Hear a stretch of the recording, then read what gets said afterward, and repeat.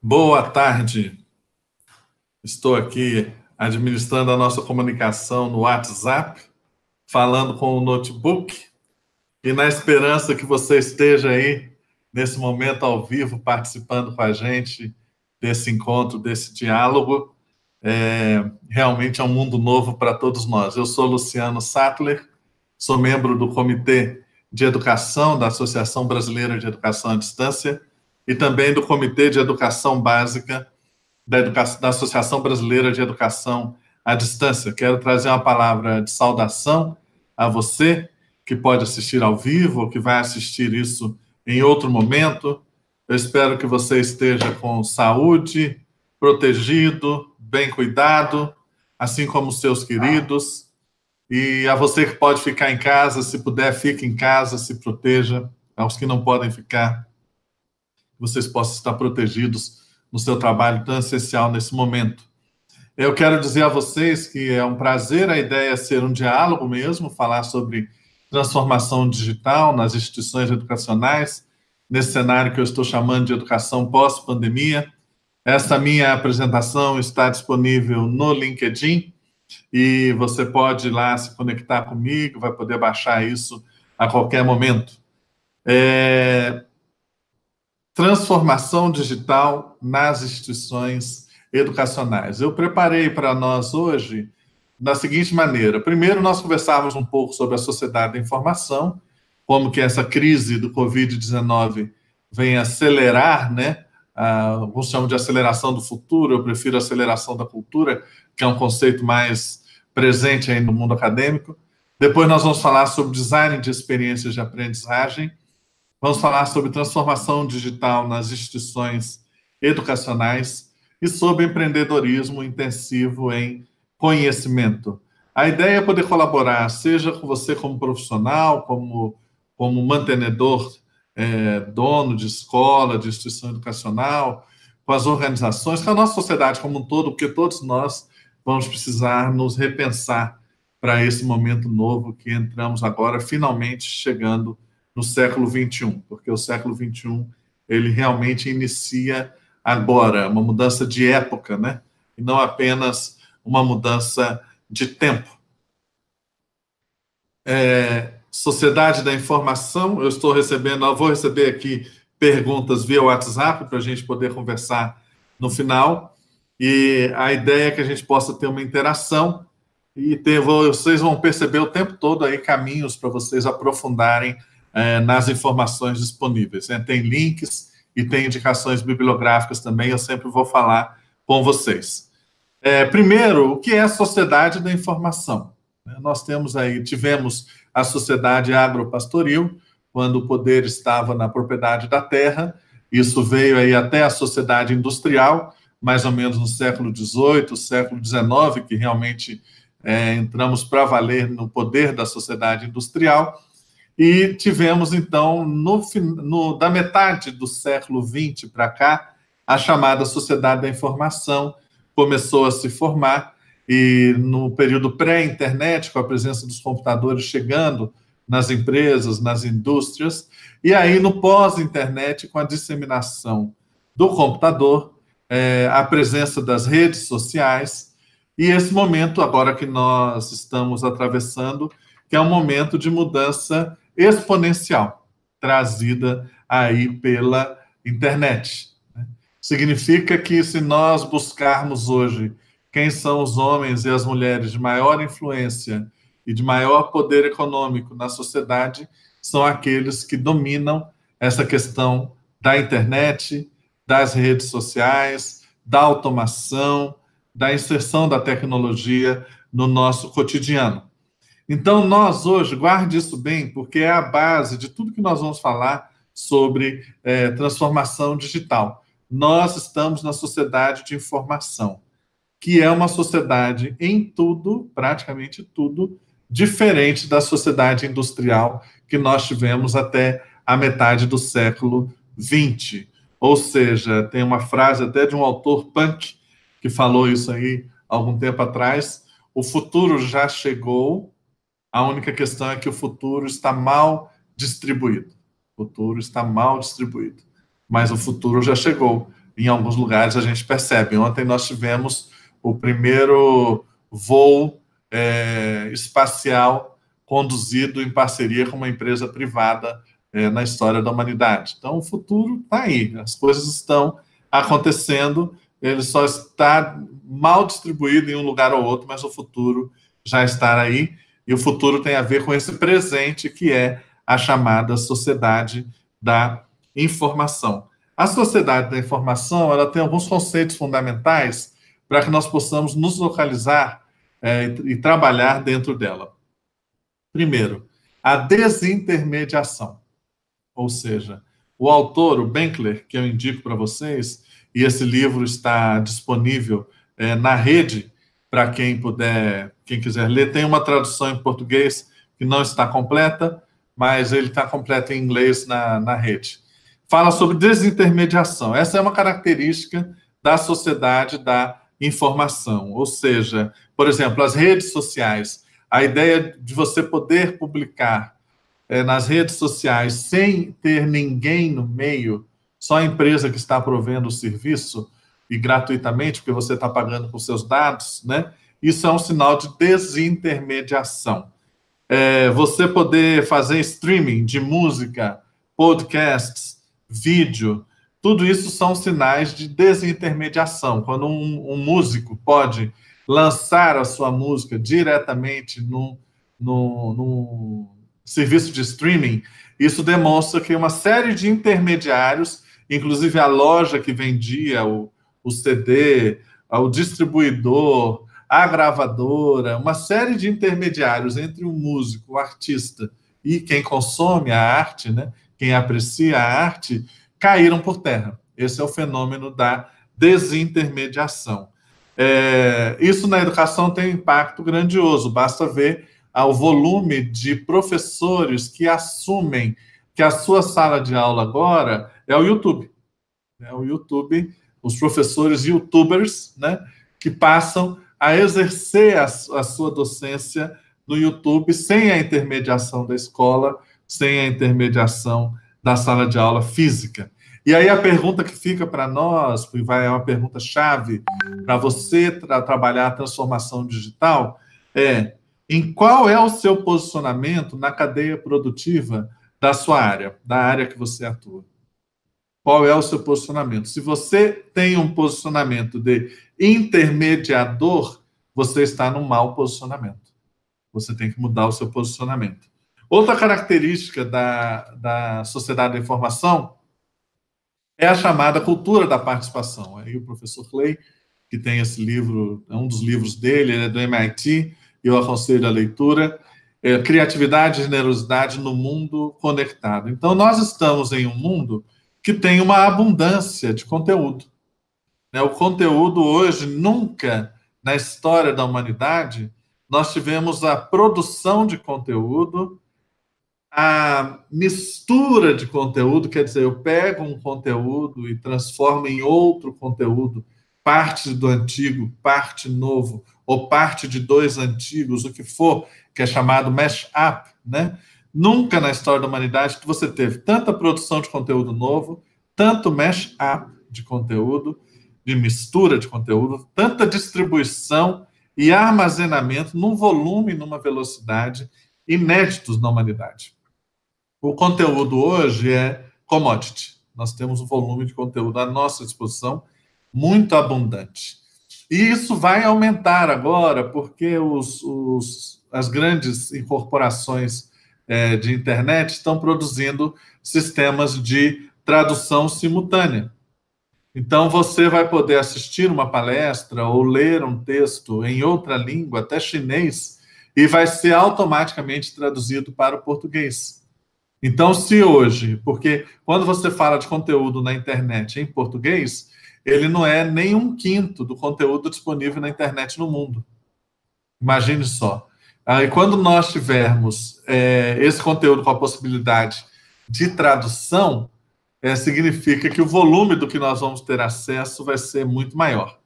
E nesse mundo de conteúdo abundante, as pessoas cada vez mais querem participar, dar a sua opinião, deixar a sua pegada digital nesse campo da informação, da sociedade da informação. E muitas vezes fazem isso gratuitamente, para garantir uma melhor reputação, buscar uma melhor reputação, simplesmente por generosidade, para se mostrarem sua criatividade. Então, nesse mundo de conteúdo abundante, que as pessoas querem participar até gratuitamente com a oferta ou distribuição de conteúdo, a pergunta-chave, especialmente para a escola e para o professor, é: qual é o papel da escola e do professor num mundo em que o conteúdo está disponível, seja de uma forma ou de outra, né? A pergunta que a gente tem feito aos professores é: o que faz um professor ser melhor do que o Google? Essa é a questão-chave.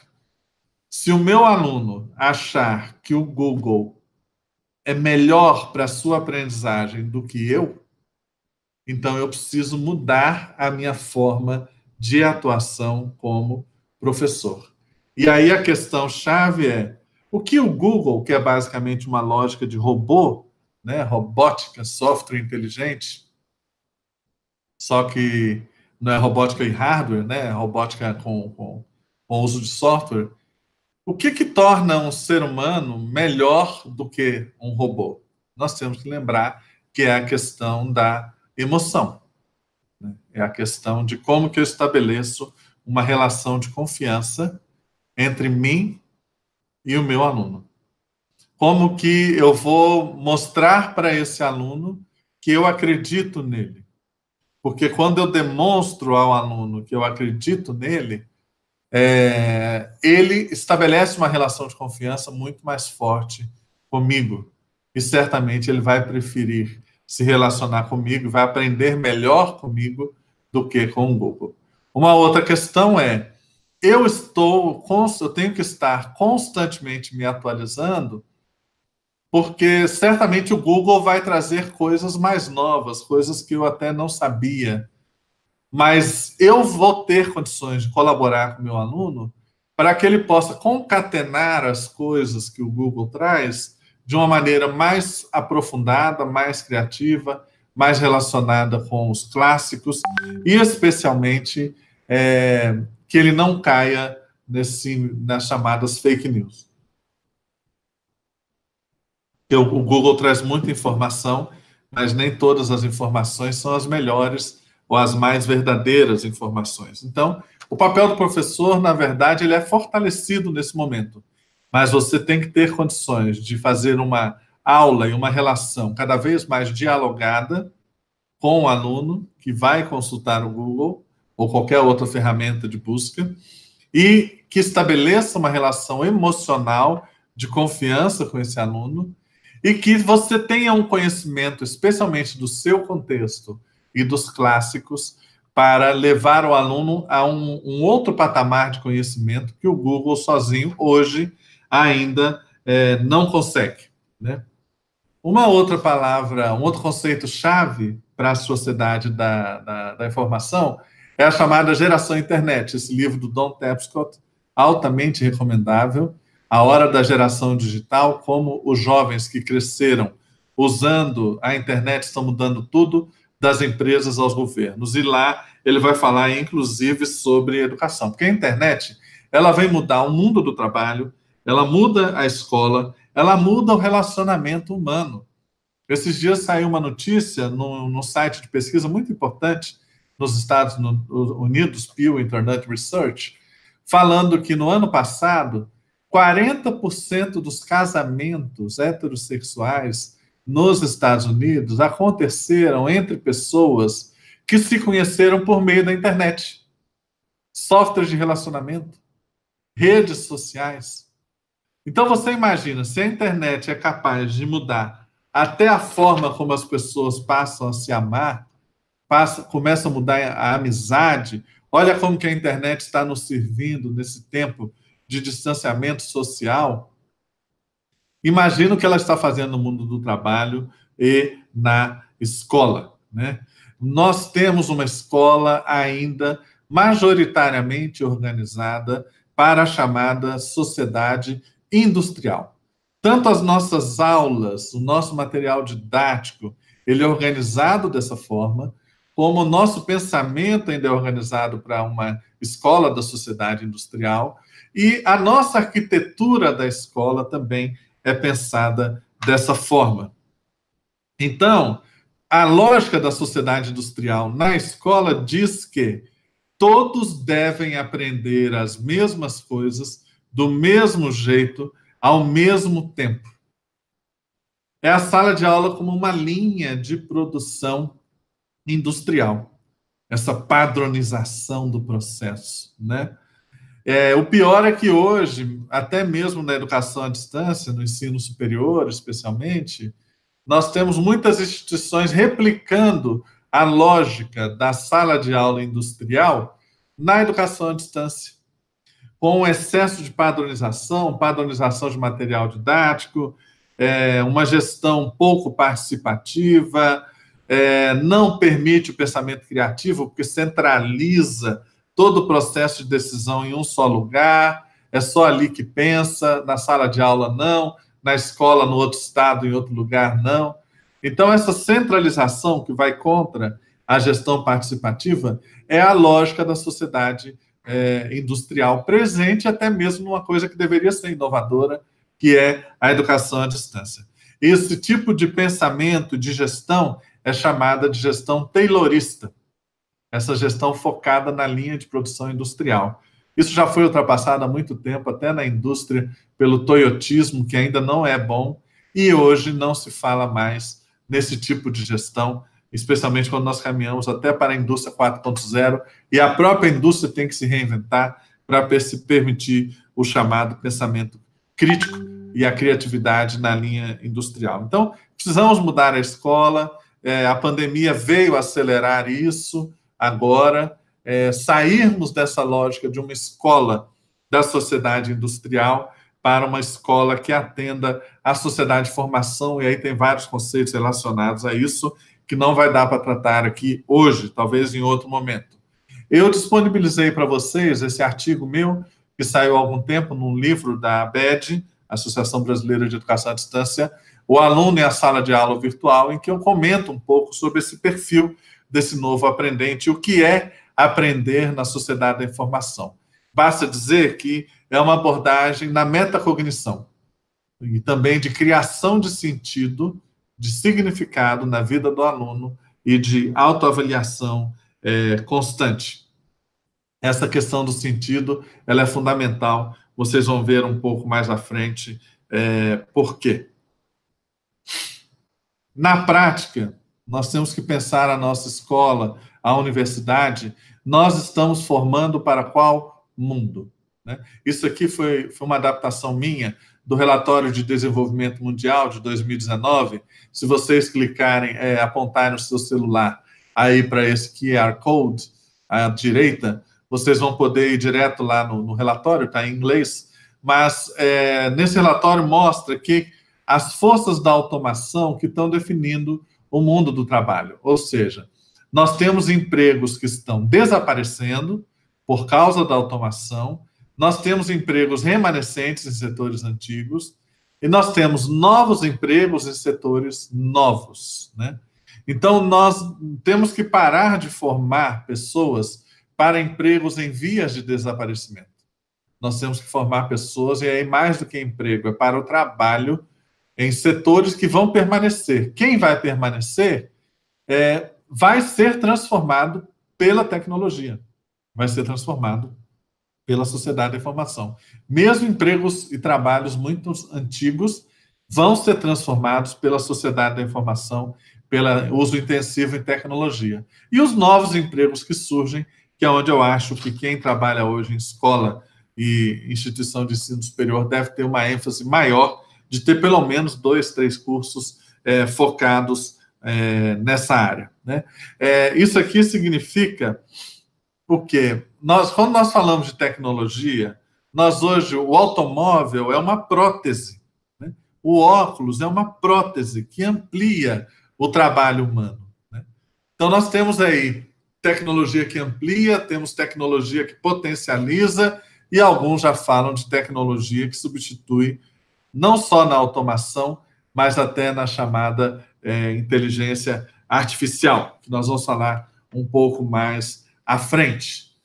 E aí, em que pé que nós estamos? Chegamos nós ao século XXI, com essa crise da pandemia, do Covid-19, que é uma crise que escancara a chamada crise da aprendizagem, crise de aprendizagem e os efeitos da desigualdade. De repente, do nada, nós temos aí mais de 1,5 bilhão de alunos em todo o mundo que não podem frequentar a escola, fisicamente. 65 milhões de professores que não podem frequentar a escola. E aí, no regime emergencial, passamos a ter que oferecer o que antes oferecíamos na escola, tentar oferecer no universo digital. E é claro que aí veio à tona tudo de problema que nós temos na área educacional. Desigualdade, por exemplo, de acesso à internet, desigualdade de acesso ao computador, desigualdade de acesso aos softwares. E essa desigualdade já é algo que existia e que coincide, geralmente. Quem não tem acesso a um bom computador, a uma boa internet e softwares, são os mesmos que têm maior dificuldade, menor desempenho na escola. Nós estamos na sociedade da informação, quem não tem acesso a isso já entra em desvantagem. É lógico que também coincide com a desigualdade socioeconômica que nós impomos à nossa população com o nosso jeito de ser horroroso enquanto sociedade. O resultado disso, na crise de aprendizagem, é que uma evasão muito alta, tanto na escola quanto no ensino superior.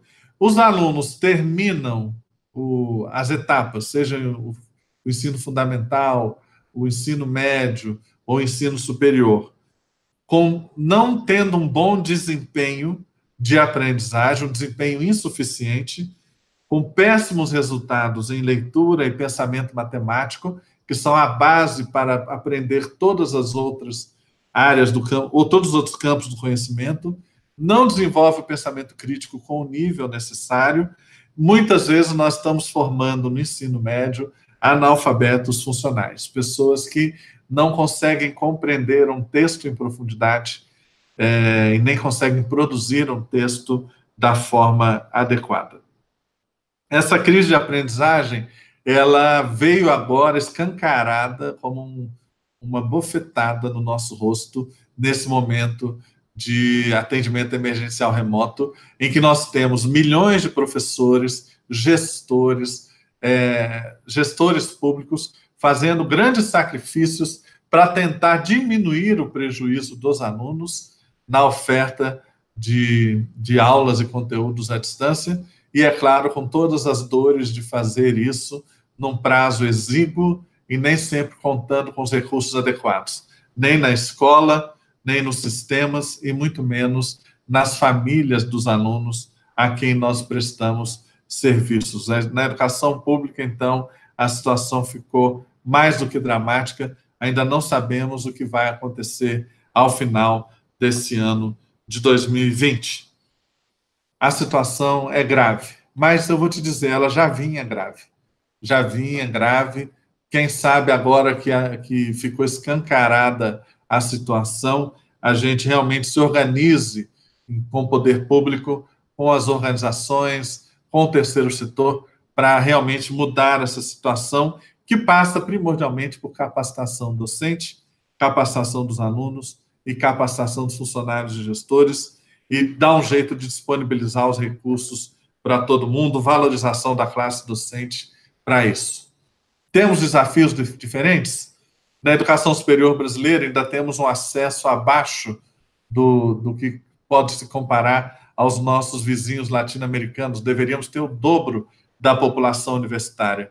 Já na educação básica, nós conseguimos universalizar a educação básica, mas a questão da qualidade está muito séria. Como eu disse, os alunos estão com déficits no que eles deveriam aprender. Ao final de cada etapa, a gente verifica que eles não aprenderam como deveriam aprender.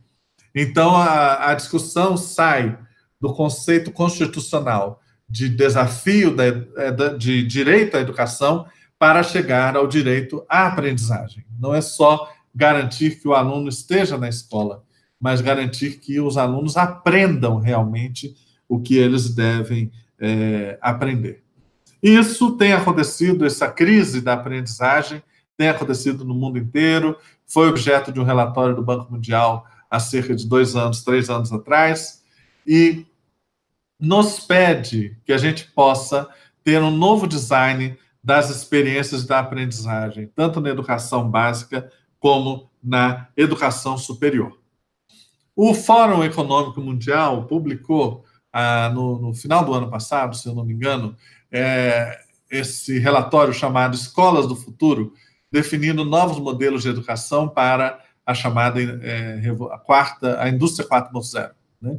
Se você clicar nessa imagem do livro aí, do relatório, você vai direto a ele em inglês. E eles desenharam lá, eu achei resultado de uma pesquisa muito bacana, quais são os eixos de transformação da educação. Ou seja, você vai pensar a transformação digital da escola, do ensino superior, da instituição educacional, é recomendável que você siga, observe esses eixos aqui para reposicionar a sua escola. Né? Então, primeiro, uma escola focada na cidadania global. Né? A questão das fronteiras fluidas, qual é o papel que eu, lá no interior do Brasil, vou exercer em termos de cidadania global. Porque isso hoje, a sociedade da informação me permite fazer isso. Ninguém é pequeno mais. É só você ter uma proposta que você vai ser ouvido no mundo inteiro. Segundo, inovação e criatividade. Uma escola que possa promover as competências necessárias para a inovação, incluindo resolução de problemas, pensamento analítico, criatividade, análise de sistemas. Né? Terceiro, tecnologia. Uma experiência de aprendizagem baseada no desenvolvimento de competências digitais, incluindo a programação, pensamento computacional, responsabilidade e uso da tecnologia, que tem a ver com a cultura digital. E essas habilidades, cada vez mais nós precisamos que os nossos professores e os nossos alunos não sejam apenas usuários de tecnologia, mas que eles sejam também produtores de tecnologia, para que a gente possa alcançar uma maior autonomia enquanto nação, enquanto gente, enquanto organização, nesse mundo cada vez mais dependente do uso intensivo de tecnologia. O quarto eixo de transformação da educação são os relacionamentos interpessoais.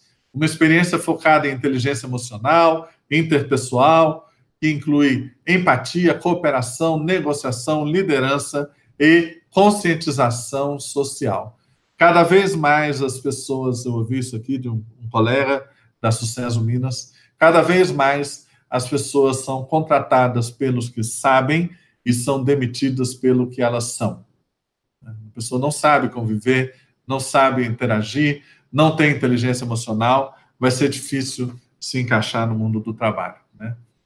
Quinto, a aprendizagem personalizada e com ritmo próprio, né? A personalização em massa, e que a tecnologia nos permite fazer isso hoje até com pouco custo, que é você sair do aprendizado padronizado, conhecer a necessidade individual do aluno e ter uma flexibilidade para que cada um progrida no seu ritmo e conforme os seus interesses. Isso significa, inclusive, mudar o currículo, a forma como nós nos organizamos, e isso a BNCC agora, de certa forma, vem facilitar e nos desafiar nesse sentido, com os itinerários formativos, especialmente no Fundamental 2, nas séries finais e no ensino médio. A aprendizagem sensível e inclusiva, toda a nossa arquitetura, seja ela tecnológica, seja ela do mobiliário, seja ela do espaço físico, pensada para ser acessível e inclusiva para todo mundo. Uma aprendizagem colaborativa e baseada em problemas. Então, ninguém mais aguenta a aula teórica, só teórica, e que não tenha claramente uma aplicação prática e que essa aplicação possa criar significado na experiência do aluno. É aí que ele realmente vai aprender. Aprender uns com os outros, apoiados por um expert, o professor, e solucionando problemas reais ou simulados a partir de um contexto real. Esse é um outro eixo muito importante que aponta para o PBL e outras metodologias que nós precisamos adotar na sala de aula.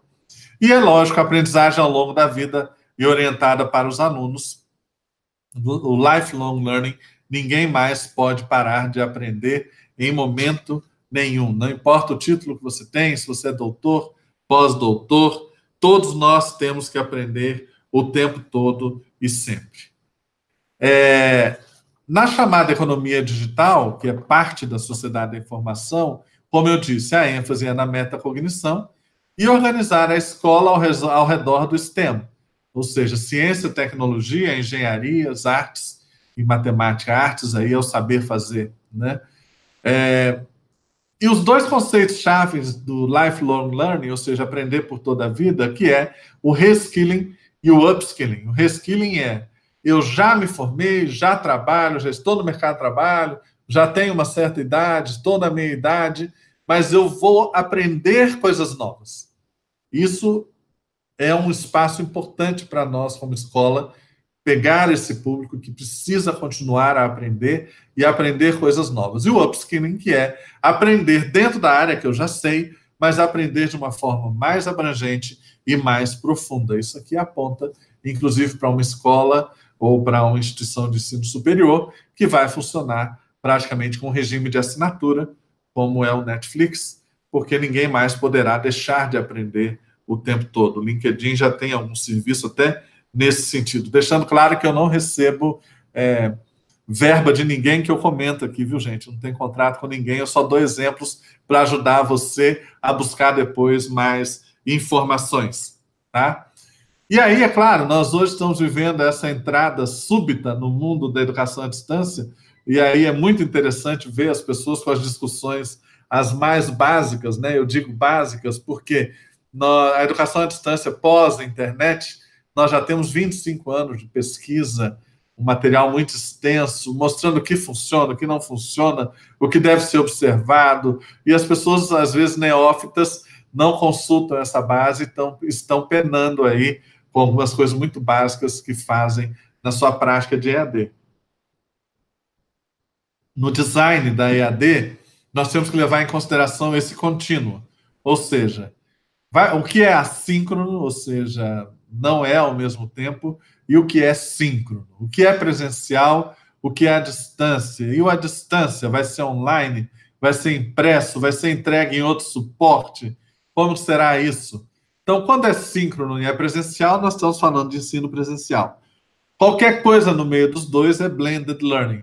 E aquilo que é exclusivamente à distância, sem nenhum encontro presencial, seja síncrono ou assíncrono, é a EAD purinha, né? Então, você, ao desenhar a sua experiência de aprendizagem com os seus alunos, você precisa saber qual momento que você vai localizar aonde, dentro desses quadrantes aqui, o que funciona e o que não funciona. Tem muito material disponível sobre isso para te ajudar.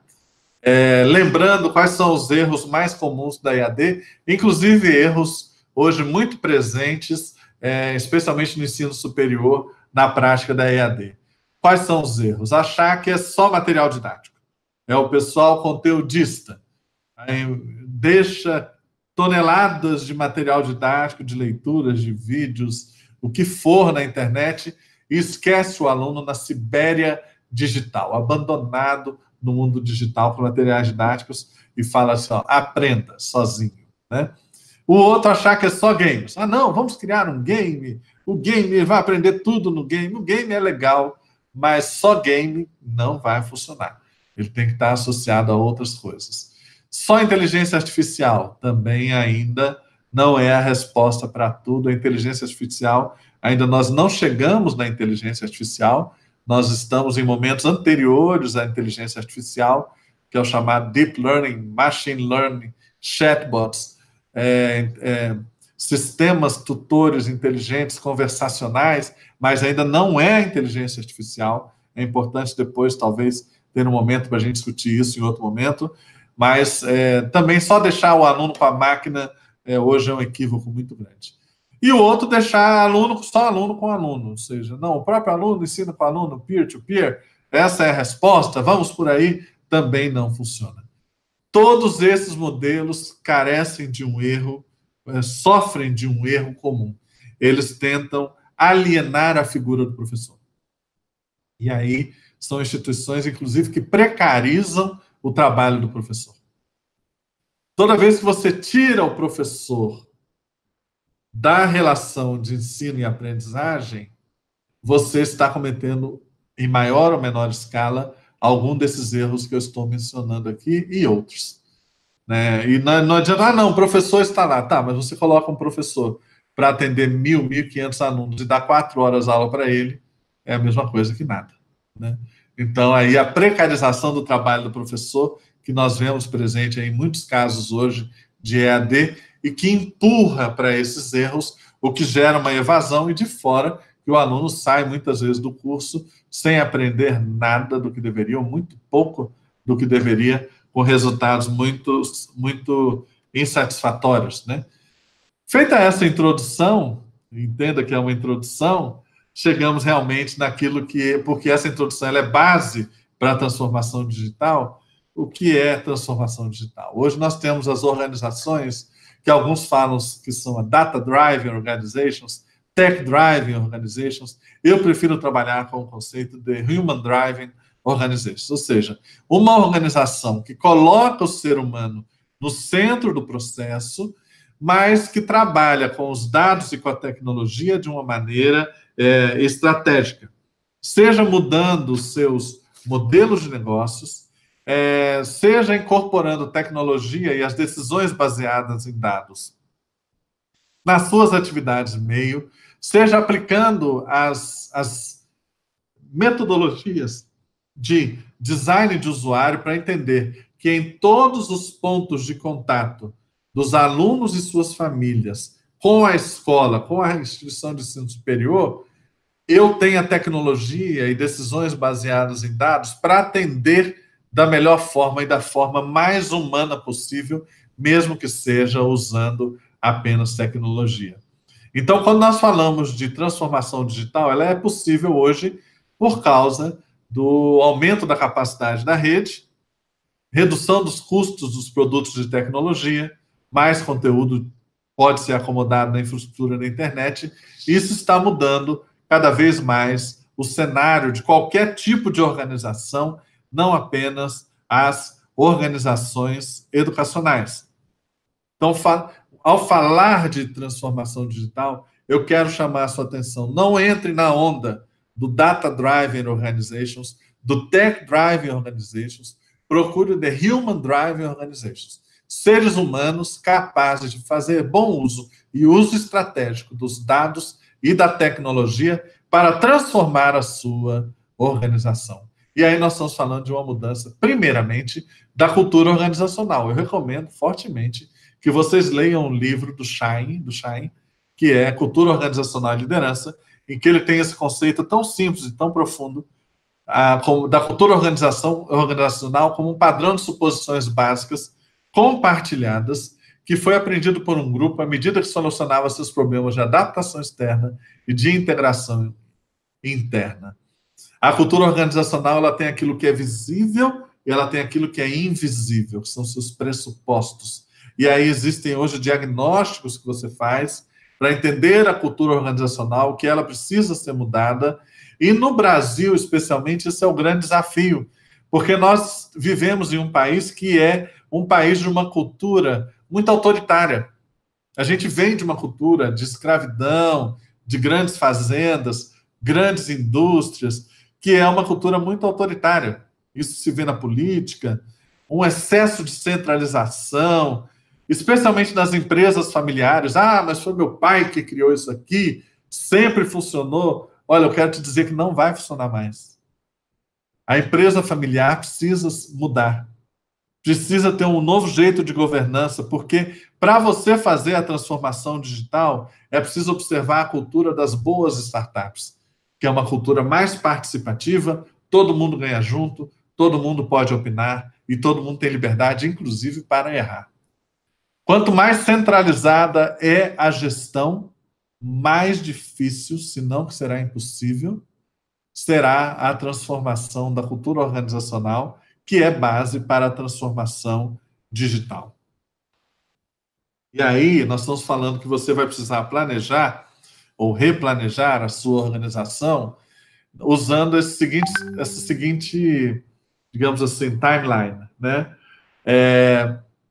As táticas é aquilo que você planeja para de 1 a 2 anos daqui para frente. As estratégias de 2 a 5 anos. A visão que você tem para a sua escola, para a sua instituição, daqui a 5 a 10 anos, como que ela estará.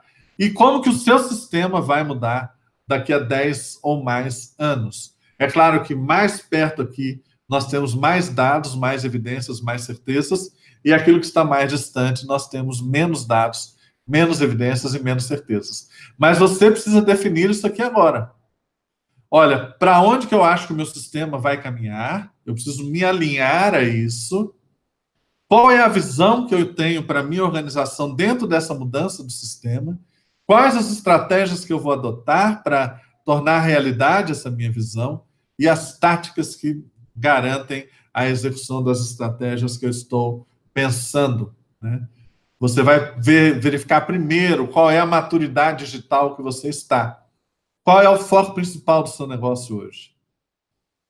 Como está configurado o seu modelo de negócios hoje? Ele é apto para implementar a estratégia nova que você quer? Quais são os recursos que eu preciso para executar as estratégias de modelo de negócio? Meu modelo operacional está adequado? Quais os resultados que eu vou buscar e como me relacionar com a sociedade naquilo que extrapola o resultado financeiro, que é onde está o significado da sua existência. E aí são os ODS que vão nos guiar, os Objetivos de Desenvolvimento Sustentáveis. Não, a minha escola vai ter uma ênfase no meio ambiente. A minha escola vai ter uma ênfase na redução da desigualdade. A minha escola vai ter uma ênfase em combater a prostituição, a escravidão sexual de crianças. Ah, não, a minha escola vai ter uma ênfase. Você precisa escolher algum item do ODS e focar nele ou mais itens para ter significado diferente, a sua escola ser diferente das outras. E você vai atrair as famílias e os alunos, não, porque eu quero ali, porque eu quero colaborar com isso e mudar o mundo. Isso é muito importante. Qual é o significado da sua existência? Você vai ajudar a dar significado à existência dos outros. Reparem que aqui a transformação digital pede também uma transformação que eu chamo de espiritual, hein? Não depende, não tem nada a ver com a sua religião, com o modelo religioso que você adota, não, ou se você não é de nenhuma religião, ou se você é ateu, não tem nada a ver com isso. Eu estou falando de uma espiritualidade que é muito maior do que isso, que é aquilo que dá significado para a vida das pessoas e que ajuda as pessoas a transcenderem para além do seu cotidiano. Esse modelo, vocês podem clicar depois, eu achei muito interessante esse modelo C, porque ele trabalha, junta tanto o Business Canvas, né, o modelo de você desenhar o negócio a partir do modelo de Canvas, como também, quando vocês observam aqui embaixo, a visão de impacto. Ou seja, esse significado que eu estou chamando está dentro da chamada teoria de mudança. Quando vocês clicarem, tem um texto muito rico sobre isso. Depois, se você me perguntar no LinkedIn, eu posso te indicar também, que é a minha escola existe para dar significado a algo, a vida das pessoas, a transformar a vida das pessoas. E aí passa por esse modelo de o que eu quero colaborar com a mudança da sociedade. Isso vai te ajudar a mudar a sua concepção do digital para atender isso, né? Eu achei recentemente nesse site do César, o César está relacionado ao Porto Digital, lá em Recife, a organização que está por trás disso, onde ali, com a liderança do professor Silvio Meira e vários outros, eles conseguiram criar todo um modelo novo de inovação, transformação digital, um grande hub de startups, relacionamento de empresas, universidades, setor público, para fazer uma transformação em Recife, em Pernambuco. E hoje é uma referência internacional. E eles criaram nesse site uma forma de você fazer um diagnóstico que eu achei muito interessante, de saber em que pé está a sua pesquisa, ou mesmo você, em termos da era digital. Eu recomendo fortemente, eles nem sabem que eu estou falando deles aqui, mas eu recomendo fortemente que vocês entrem nesse site e façam um teste e depois baixem o relatório detalhado para entender em que pé está a sua organização, a sua escola dentro da era digital. Muito bacana, muito interessante e vai certamente te dar alguns insights poderosos. E já, para finalizar, antes de abrir para as perguntas, eu quero chamar a sua atenção para o empreendedorismo intensivo em conhecimento. Né? Vocês têm um artigo recentemente publicado, é um tema que a FAPESP já vem trabalhando há alguns anos, ou seja, como que eu insiro a minha escola, a minha instituição educacional na minha região, para que a minha instituição seja uma instituição intensiva em conhecimento e eu me relacione de uma forma que as pessoas percebam isso. Aí tem que trabalhar a intensidade do conhecimento, o comportamento empreendedor, inclusive o intraempreendedorismo, né? Qual é a intensidade tecnológica que eu vou adotar aqui na minha escola e como que eu me relaciono com os ecossistemas de inovação. Então, eu tenho que trabalhar a gestão do conhecimento e a gestão do relacionamento com os ecossistemas de inovação de uma maneira que eu seja percebido de uma forma diferente e eu tenho uma contribuição diferente na região onde eu me encontro. Esse aqui é um conceito que eu considero fundamental para você repensar. Olha, você vai perceber que de tudo que eu estou falando aqui, muito pouco ou quase nada eu estou falando de tecnologia. Assim como o conhecimento, a informação é commodity, a tecnologia passa a ser commodity nesse universo. Sempre vai ter vários concorrentes de tecnologia para você escolher, seja ela paga ou não. Então, eu estou trazendo que o conceito-chave da transformação digital, ele passa pelas pessoas.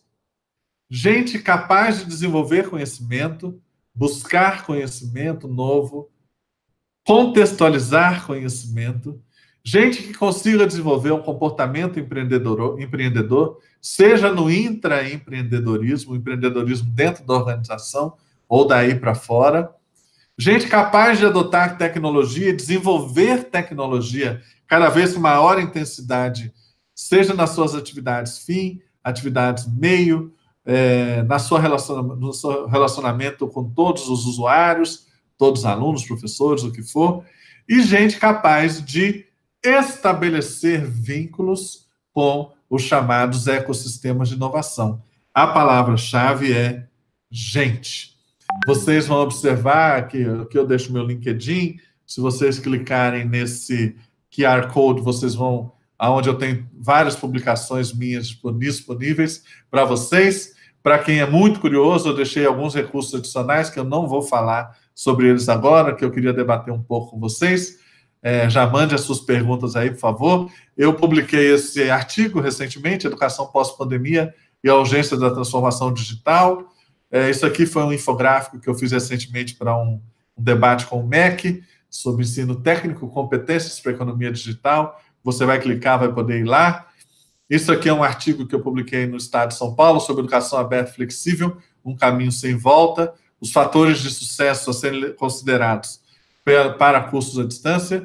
Esse aqui é uma fonte que tem toda uma rubrica de avaliação em cada item necessário para a qualidade da educação à distância, infelizmente está em inglês. E esse artigo muito interessante que eu achei recentemente sobre como você praticar educação online de uma maneira que não seja chata. Os autores foram muito felizes, está disponível aí para vocês também, esses recursos adicionais. Só um instante, deixa eu voltar aqui para ficar sem a apresentação, interrompendo o compartilhamento. Vocês me veem sem a apresentação? Ok. Nós combinamos com a organização algumas perguntas e eu estou recebendo aqui por WhatsApp, tá? Então, vou tentar responder na medida do possível. Por favor, mande as suas perguntas. A Maria Sueli Ribeiro da Silva. Você acredita que as famílias estão preparadas para essa nova aprendizagem online? Maria Sueli, não estão. As escolas não estavam preparadas, os professores não estavam, na sua maioria, preparados, e também as famílias não. O momento que nós estamos atravessando agora, ele é emergencial, inesperado, e aí nós estamos descobrindo coisas interessantes, né? A família descobre cada vez mais o valor dos professores, o valor da escola, e nós também percebemos quanto que nós dependemos das famílias para termos maior sucesso na aprendizagem dos alunos, né? É uma aprendizagem para todos nós, e essa mudança agora vai acelerar, também vai mudar o papel da família com a escola, eu acredito, para promover uma interação ainda maior, né? O papel da família é tão importante quanto o papel do professor no ensino online para ajudar a criança ou jovem nesse processo? Seguramente, né? Esse momento emergencial demonstra isso.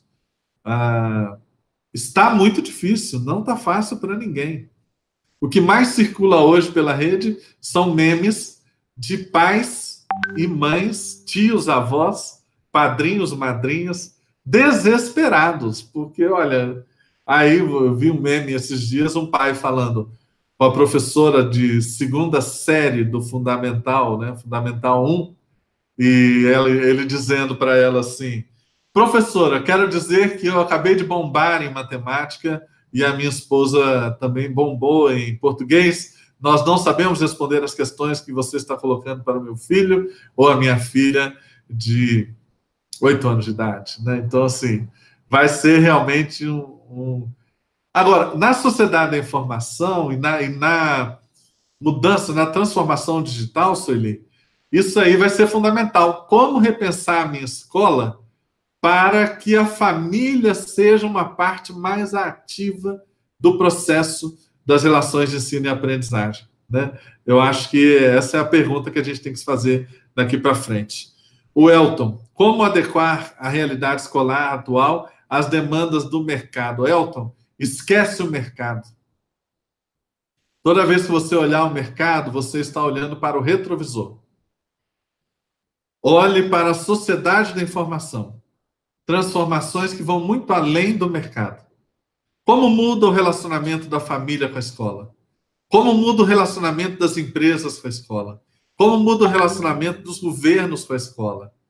O que a sociedade da informação está transformando e que eu vou reinserir a escola nesse universo?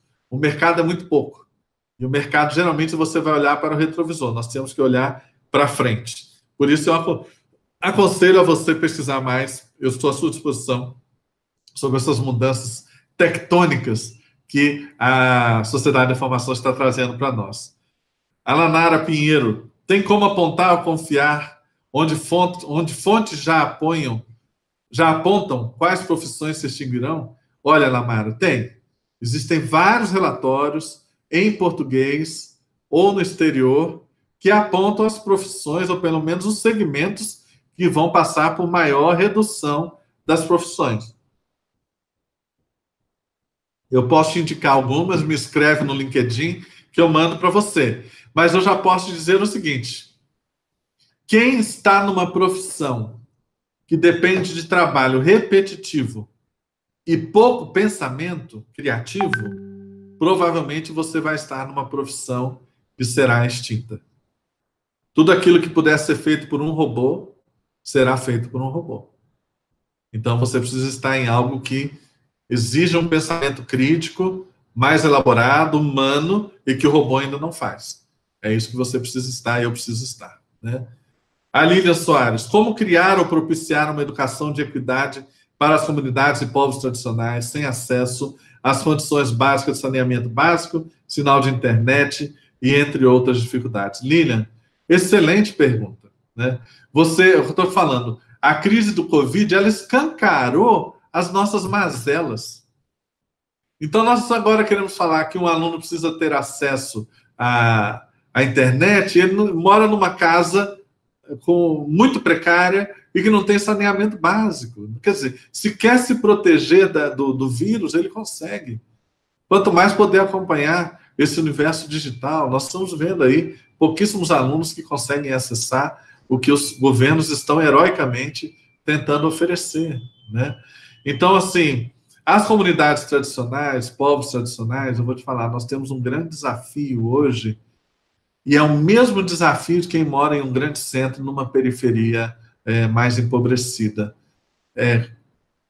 Como inserir na sociedade da informação? Eu diria que quem está na escola hoje, os governos têm a obrigação de fornecer acesso a computador, a software, a banda de internet, no mínimo quando estiver dentro da escola. E capacitar essas pessoas, seja de onde elas vierem, para terem um protagonismo no mundo digital. Sem esse protagonismo, não importa se você está na zona sul de São Paulo, na periferia de São Paulo, ou lá morando a 50 quilômetros de Altamira, como eu fui uma vez visitar uma escola numa reserva indígena, lá perto do Rio Xingu.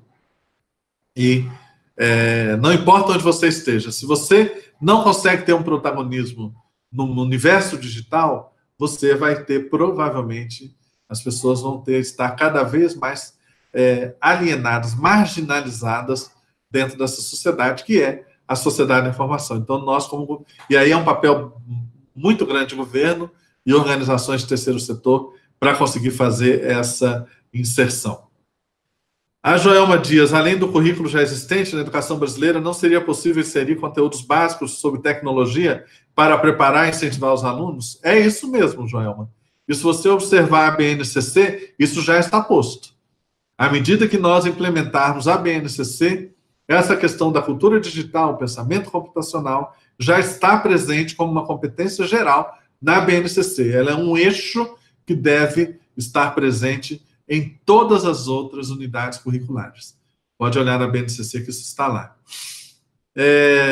A Gabriela, em cima da pergunta da Joelma, pergunta, Gabriela Prado, e a população mais pobre, como vai ser a inserção dessas pessoas na educação tecnológica se há pouco empenho dos órgãos municipais, estaduais e governamentais? A sua pergunta já traz a resposta. Vai ter que aumentar o empenho. Nós vamos ter que forçar com a imprensa, movimentos sociais, protestos, para que todos os prefeitos, todos os governadores, o Poder Judiciário, todos se conscientizem que a inclusão dos mais empobrecidos passa por políticas públicas mais eficazes. Darcy Ribeiro já dizia que a tragédia da educação pública brasileira não é um acidente, é um projeto. Nós precisamos mudar isso. Para mudar isso, tem que ter mobilização popular, ao ponto dos governos acordarem que, se não conseguir fazer essa mudança na educação, nós não vamos conseguir mudar a nação e seremos, como nação, cada vez mais periféricos no cenário mundial. Professor Luiz Carlos. Professor, não nos falta interdisciplinaridade para dar significado aos inúmeros conteúdos que existem? O conhecimento está muito fragmentado. Após a pandemia, a educação caminhará para as novas metodologias. Concordo plenamente com você. Tá? A interdisciplinaridade é uma palavra-chave, está ali naquele relatório que eu apresentei do Fórum Econômico Mundial. E aí o papel do professor, no seu contexto local, ele é fundamental. Porque é ele que vai conseguir trazer teoria, material didático para o contexto do aluno e dar significado para o aluno por meio da interdisciplinaridade. Essa palavra é chave. Quem ficar muito preso dentro do seu campo do conhecimento vai ter dificuldade na sociedade da informação, que é essa sociedade de informação cada vez mais ágil e num volume inédito, como eu já mencionei. A Denise Prates. Professor, foi citado a respeito dos erros comuns da EAD, que foca em determinada metodologia, precarizando o professor. Qual seria o modo ideal, então? Nesse sentido, como adaptar isso ao ensino remoto? O modo ideal é você dar condições salariais, equipamentos, internet, capacitação, valorização do professor e você não colocar um número absurdo de alunos para ser acompanhado por um só professor. Porque hoje, algumas práticas aí de educação à distância que a gente vê no Brasil, tem um professor para acompanhar 4.000 alunos com 6 horas aula. Quer dizer, é brincadeira, né? Isso aí é desrespeito com o professor, desrespeito com o aluno, é fingimento, né? Então, você tem que equilibrar isso. Quantos alunos o professor acompanha, com quantas horas, qual o salário, como que dá o suporte para ele, técnico e tudo mais, e qual capacitação que você oferece. A questão-chave é valorizar o professor. Senão, como eu disse, o professor é a figura-chave na sociedade da informação. O Jonatas pergunta, para uma educação que adote o híbrido e a flexibilização da grade curricular, é preciso repensar questões legais da educação e a autonomia dos gestores, mesmo dentro das redes de ensino? Eu creio que sim, Jonatas. E aí que está. Quando você tem agora, por exemplo, a BNCC, se você vai entender a BNCC como sistema de ensino, como rede de ensino ou como escola, como uma camisa de força, você precisa ensinar tal coisa, tal tempo, e aí continua a padronização. Ou se você adota a BNCC tendo as competências como eixos estruturantes e trabalhar com maior flexibilidade, né? E essa flexibilidade, por exemplo, salas multisseriadas. Fundamental. Aluno que participa orientando outro aluno, orientados os dois por professores, fundamental. Aulas expositivas que migram para o Flipped Classroom. O aluno não vai ter aula expositiva quando encontrar fisicamente com o professor, mas sim na sua casa. Fundamental.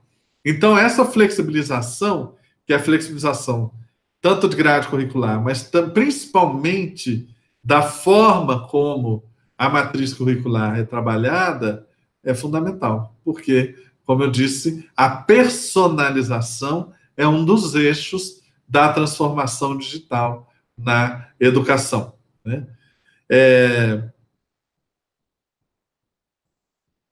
Deixa eu ver aqui, só um instante. Acho que das perguntas que chegaram para mim, eu já esgotei todas aqui. A educação pós-pandemia caminhará para o uso das metodologias ativas? Sim, seguramente, né? Porque a metodologia ativa é isso. Nós temos que lembrar que a aula expositiva, ela se tornou algo, não vou dizer desnecessário, mas assim, ela é incongruente. O modelo como nós praticamos de aula expositiva. Olha, se você consegue entrar no YouTube e ter aulas com o autor que o seu professor usa, para que você vai ter aula com o professor? Se eu consigo entrar num TED e ter uma aula de 12 minutos com o autor mais famoso, o pesquisador mais famoso daquele campo do conhecimento, por que então eu vou ter aula com o meu professor? Então, cada vez mais, esse papel da aula expositiva, o professor vai ter um papel de curadoria. Buscar os melhores conteúdos, dentro de uma metodologia de Flipped Classroom, transferir a aula expositiva para o aluno poder assistir em casa, e aí, quando houver o encontro com o professor, seja o encontro presencial ou o encontro online, poder ser adotado metodologias que levem o aluno a aprender uns com os outros, a aprender fazendo, a aprender errando, né? O erro tem que ser incentivado, né? E aí muda também a nossa metodologia de avaliação de aprendizagem. Toda vez que nós falamos de metodologias ativas, nós precisamos mudar a nossa metodologia de avaliação de aprendizagem, porque muitas vezes o aluno pode chegar ao resultado errado, mas o caminho do pensamento dele foi um bom caminho. Então, ele não está totalmente errado. Como você fazer essa avaliação? Então, assim, há metodologias ativas, sim, seja no universo online, ou seja no presencial, elas são questões aí fundamentais da transformação digital. De novo, quando fala de transformação digital, sim, como usar os dados, learning, analytics, como usar as tecnologias para fazer metodologia ativa. E aí o centro é o ser humano, porque o nosso mindset, nós não aprendemos com metodologia ativa. E nós costumamos replicar na sala de aula o jeito que nós aprendemos, né?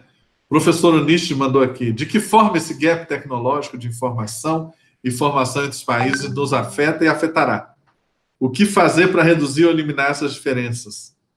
Essa é a pergunta, né, professor? Porque hoje é só você observar quantas patentes que são pedidas e que são realmente registradas, e quantas patentes são registradas em nível internacional, em todos os escritórios do Apple, que é o órgão que coordena isso, a Associação Mundial de Propriedade Intelectual, pelo Brasil.